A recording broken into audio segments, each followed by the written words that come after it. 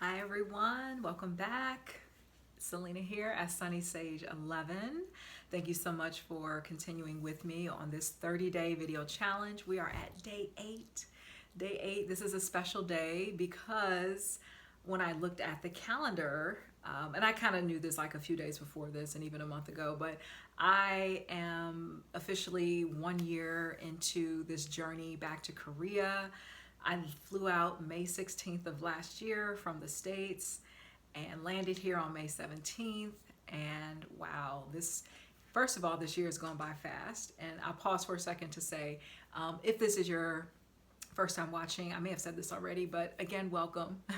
And also, if my channel vibes resonates for you, please subscribe, like this video, give a comment at some point during this video just to chime in on anything that I'm sharing, thoughts, questions, etc.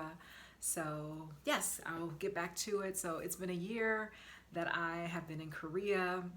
It's been a year that has been unpredictable, but kind of like in a good way. It's been unpredictable in the sense of creating ways for me to continue growing, like emotionally, spiritually, and yeah, also being open to fresh starts, like things that were a part of my life even a month ago or 3 months ago, 6 months ago. Like so many things, have changed or kind of gone under a new, shift. So some of those shifts have been, well, for one, I'll be entering a new work environment on the 26th of May. As I'm recording this, is May 16th. And so I have the opportunity to start a new teaching position, teaching adults in Korea, which I've never done before. I had always kind of thought about it, but I decided, before I left the States, because I had gotten an offer from this particular academy in 2023 when I was initially planning to come back to Korea, but I decided to give myself extra time to prepare. I decided to take the position with teaching elementary age kids, which I'm pretty good at. I love the kids, they're great. And then I was just considering, like, well, I want to see how else I can take these skills and continue to elevate and just really grow, and not just only be in the same container or the same bubble of like what or who you can teach English to. So I started this journey in 2011 teaching English, and again, it's always been with kids. I've taught teenagers, middle school, mostly elementary, but now I just feel like it's time to go up to that next level and explore adult teaching. So I look forward to that, and I'll be moving into my new apartment next Friday. No, next Saturday. But I said next Friday because I'm like, I want to have everything packed up. Thankfully, the new apartment that I will be moving into is like literally in the building in front of me. I did that on purpose because like I like this neighborhood, and with like, and this kind of goes into like the changes and when I decided that I wouldn't be renewing my contract with my current school that I'm with, which my contract will be ending on the 20th, it didn't dawn on me until like, I don't know, a few weeks, into the decision of knowing that I would be looking for a new position to start after the contract ended.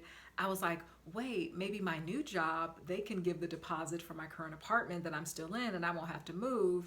But, I actually wrote about this on my blog on Leap and Create. But long story short, when I realized that I would not be able to stay in this current apartment because a new tenant would be taking over, and just, with Korea, the whole housing situation is very complex, as far as the deposits.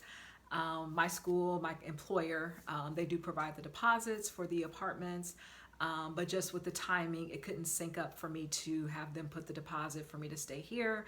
So I was like, well, can I at least stay in the same vicinity? Is there like a vacant or an upcoming vacant apartment in the same complex? And thankfully, yes. Thankfully, yes. And it coincided with the same day that I have to move out of here. So yeah, all the dates align. So I'm really thankful. It'll make moving a lot easier. I'm not someone who really enjoys the moving process as far as the packing and all of that. But I am thankful that it will be a little bit easier given that I don't have to go such a far distance. So being open to fresh starts, new changes, but also this sense of, as they say, like endings bring about new beginnings. And so I feel that this new beginning of stepping into this new position and to seeing where that takes me, and the environment of like, wow, I get to, teach adults. Like my energy doesn't have to be, up there all day. I can kind of, keep it neutral, still bring my smile. But yeah, that'll be pretty cool to see. So I put some notes on my computer, like what I wanted to share. But I think that as far as lessons learned, I mean, I feel like I'm still growing and evolving.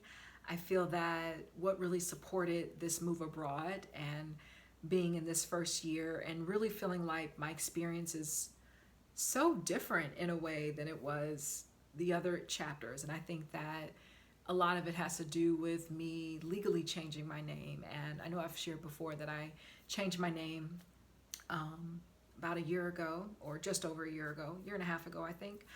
I put a video to that in the description. So if you're curious about knowing what went into me changing my name, I'll have a video below. I have that on my other YouTube channel. And so, yeah, I think that I'm having an experience that only Selena could have had, because I feel that it just awakened like all these different synchronicities and changes. Like one thing that I see a lot of are like repeating numbers, like I don't even know where to begin. That could probably be a whole different video. But I think that the way things align for me to connect with the people that I connected with, and even if those connections didn't stay permanent, there was like something that I learned that helped me evolve and to grow. And that is something that you can't, that's priceless. Like opportunities to grow.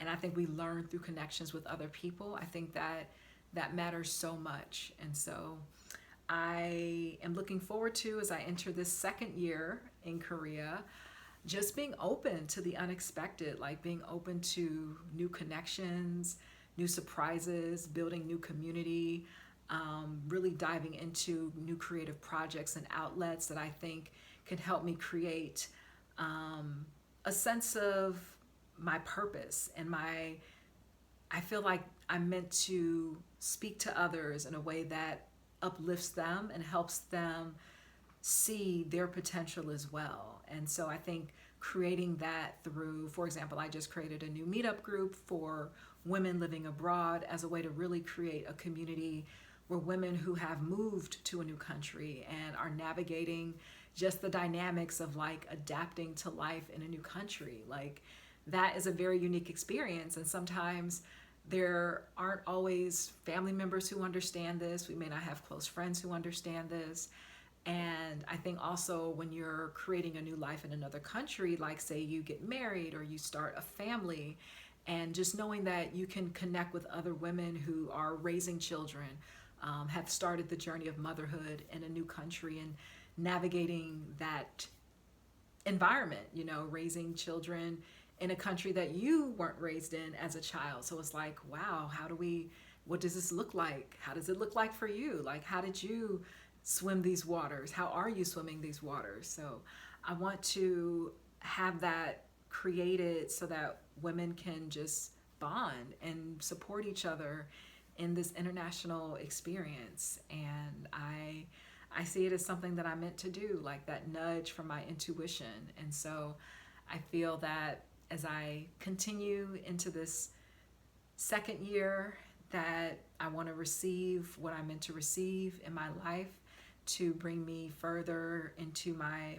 purpose, into my, I guess, my destiny in a way, and to also feel the confidence in myself that I am protected and I'm being nurtured by not just, friends and family, but also, on a spiritual level. I feel like there's a lot of nurturing as well taking place, and I am staying open and receptive to that. So we'll see how this journey goes.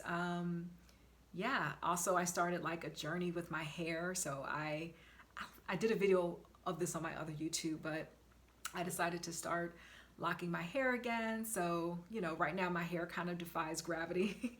It's in like the early stage of, you know, the dreadlock journey.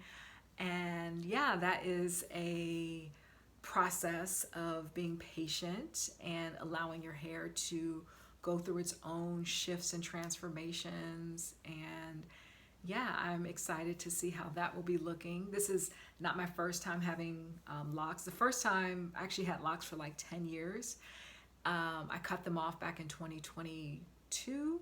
So it was like me wanting to start over from scratch and just kind of shed away like 10 years of trials and experiences. I think that our hair comes with us on these journeys and challenges and moments of life. Like it's with us. And I feel like when you can kind of cut it away and just kind of release what has already run its course and what you've already moved out of, I think that it can be very therapeutic and healing in that regard. So yeah, I cut off the locks. I was like buzz cut for a couple, well, like almost 2 years. A year ago when I came, I still had like a buzz cut, and then I started like growing my hair out in the summer of last year. And so now growing locks and, you know, wearing my head wraps for now, just to kind of give us some style. Like, yeah, you know, you'll see my hair. You will see my hair eventually. So yeah, I might, we'll see, we'll see. But just letting it do its thing. And I think I'll leave it here. So 1 year in, I don't know, do I celebrate? I don't know. I think I've been enjoying every day. Like I'm actually on vacation from my job, my current job. My contract ends on the 20th, but they let me use like my vacation and personal days to like kind of finish out the last week. So that's nice. And I just get to have this time to myself to just rest, relax, do some videos. I was gonna go to a meetup event today, but they postponed it because it's been like raining off and on, but maybe I'll go out a little bit later. We'll see. I have a taste for like, there's like this restaurant near me. They have like this amazing like American soul food cuisine. And they have these mac and cheese bites, which I have been like kind of craving a little bit. Maybe I'll go there later on, but just little sidebar, side note. So I'll be getting ready to be packing up my apartment as simple as I can. I'm going to be ordering boxes so I can pack things up and just move across the way to the next building, which I'm looking right at. And thank you so much for being here. Again, like the video, subscribe, leave a comment. Do you live abroad? How's your experience living abroad? Are you thinking about living abroad? If you want to talk to me about what it's like to live abroad, I also have a link below if you want to schedule a call to speak with me and just rack my brain about this whole journey, then you're more than welcome to. I'd be so glad to talk with you, and I'll go from there. So thank you. Day 8, and we'll be back with day 9 very soon. I hope you have a great day, and thanks again. I'll see you next time. Bye.